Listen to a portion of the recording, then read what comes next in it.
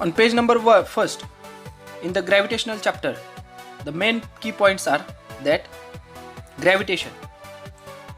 The phenomena of gravitation was discovered by Sir Isaac Newton.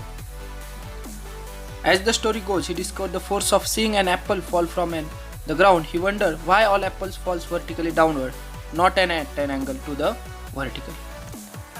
हा Apple जो आहे तो वर्टिकली डाऊनवर्डच का पडतोय, ॲट एन अँगल का नाही फॉलो. हा ॲपल आहे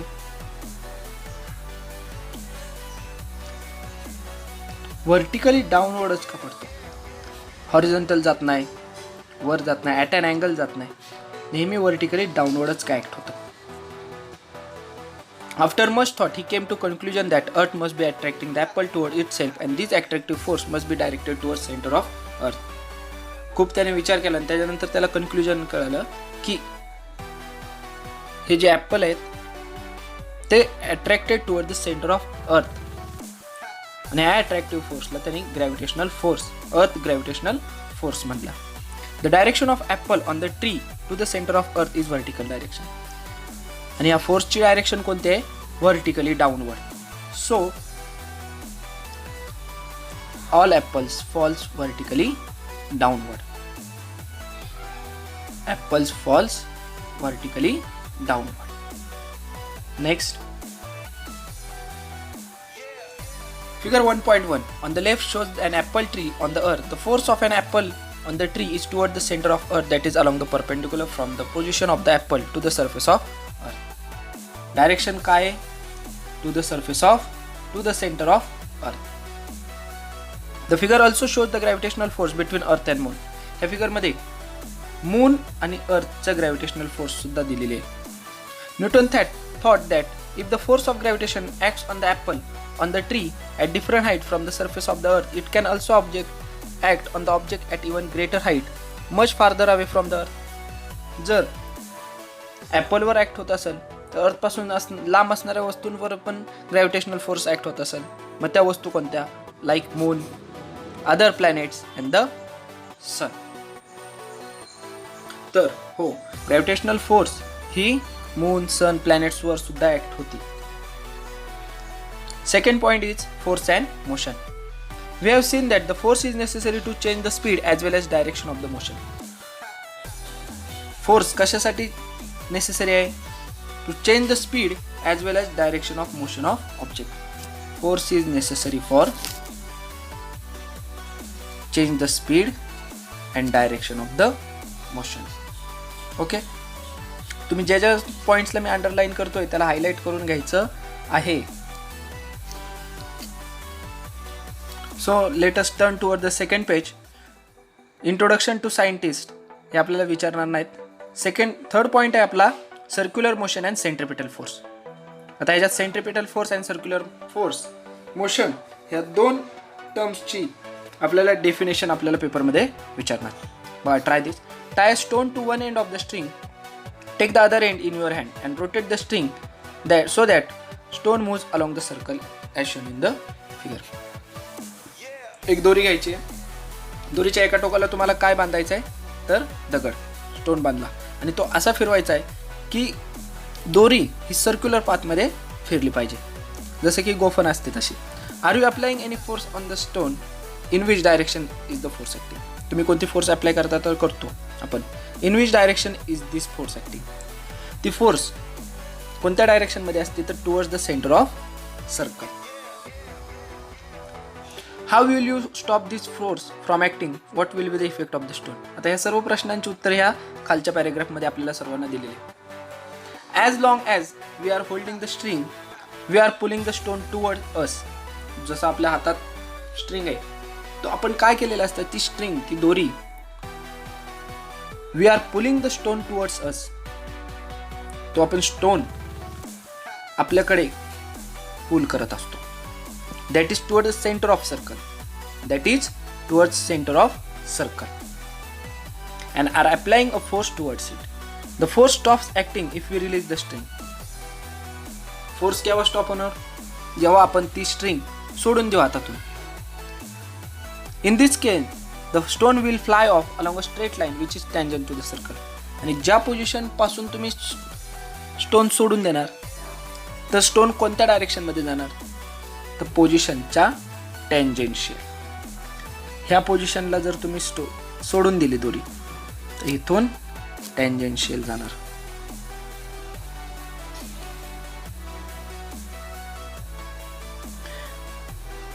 When the string is released, because that is the direction of the velocity at that instant of time, figure 1.2b, you may recall that you have performed a similar activity previously in which a 5 rupee coin is kept in rotating circular disc, flies off the disc along the tangent to the disc. Thus, a force act on any object. आता इथे start झाली centripetal फोर्सची definition. Okay, centripetal फोर्सची डेफिनेशनच फक्त या पेजवरची आपल्याला करायची आहे. What is the definition? A force act on any object moving along a circle and it is directed toward the center of the circle. This is called centripetal force. Centripetal means center seeking.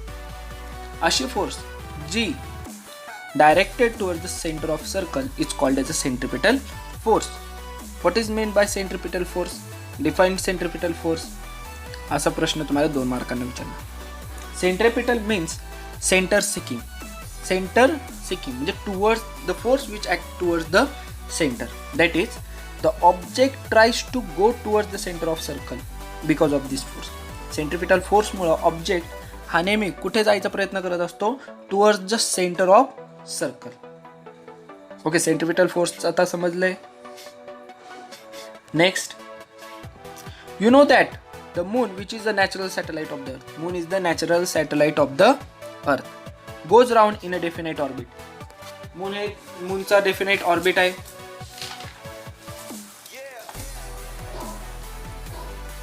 The direction of motion of the moon as well as its speed constantly changes during the motion. आणि ह्या motion मुळे direction आणि speed मूनचं काय होत असतं, change होत असतं. बस याला हायलाइट केलं तुम्ही. खालचे कोणतेच प्रश्न वाचायचे नाही.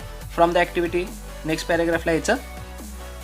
From the above activity example and question it is clear that for the moon to go around the earth there must be force which is exerted on the moon. आता मून अर्थ भोवती फिरतोय म्हणजे कोणती तरी force असणार ना, ज्यामुळे हा मून एखाद्या ऑर्बिट मध्ये अराउंड द अर्थ रिव्हॉल्व होतोय. This force must be exerted by the earth. मग ही फोर्स, ती फोर्स कुणी लावली तर एक्झर्टेड बाय द अर्थ, अर्थने लावली. Which attract the moon towards itself. त्यामुळे काय इफेक्ट झाला, मून हा अर्थकडे अट्रॅक्ट होतोय. Similarly the sun must be attracting the planet. Similarly sun सुद्धा काय करतोय, ह्या सर्व प्लॅनेट्सला स्वतःकडे अट्रॅक्ट करतोय, including the earth itself. Means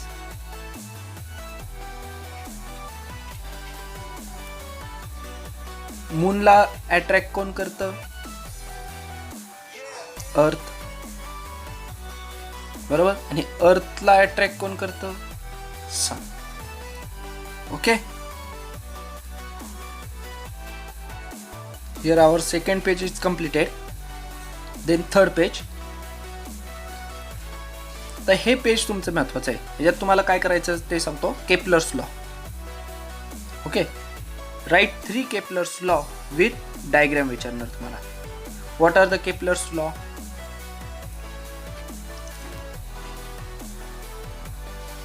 he तुमची 1.4 ही डायग्राम महत्वाची आहे. IMP प्रश्न आहे हा. Write the Kepler's law. केपलरचे 3 लॉ आहेत. First law, the orbit of planet is an ellipse with the sun at the one of the foci. नेहमी प्लॅनेटचा ऑर्बिट सर्क्युलर नसतो. कसा असतो, elliptical, ellipse, that is like the shape of egg.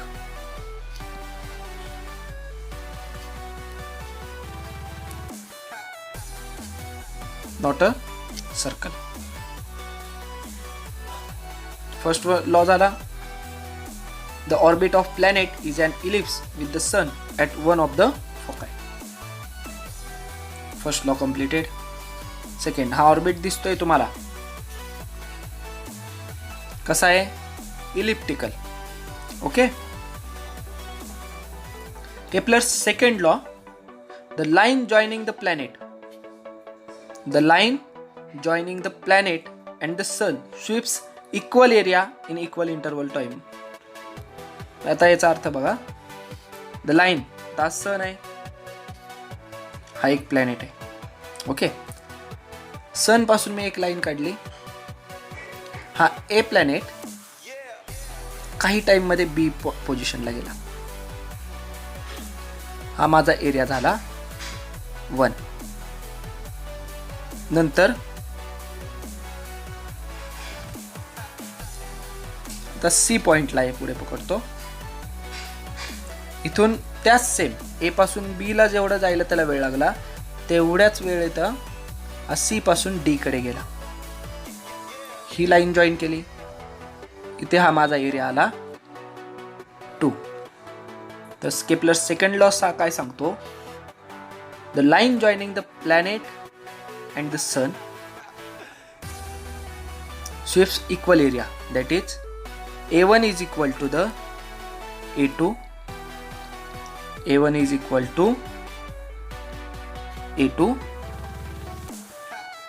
in equal interval of time. Timing same पाहिजे तर area same. म्हणजे हा planet 1 तासात बी पोझिशनला पोहोचला. जेवढा एरिया झाला असेल तो A1. पुढे सी पासून डी पॉइंटला त्याला 1 तासच लागणार. हा जो एरिया झाला A2 आणि हा सुद्धा 1 तासाचाच आपण म्हटलं कन्सिडर केलं तर A3. तर A1 is equal to A2 is equal to A3. Okay, then Kepler's third law, the square of its period of revolution. म्हणजे टाइम, पिरियड म्हणजेच काय? टाइम.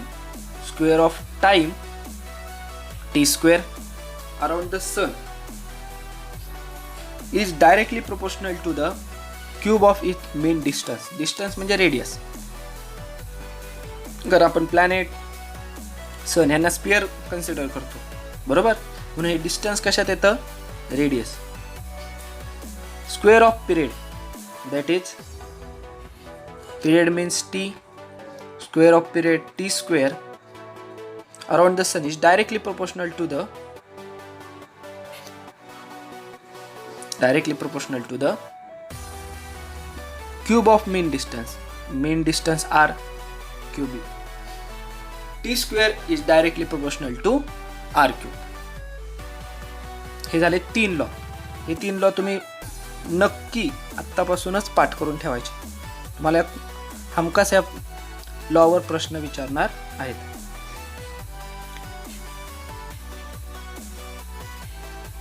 इथे काय लिहिले बघा आता. T square is directly proportional to r cube, that is r cube इथे T square is equal to K, constant घेतला मी, r cube. हा K as it is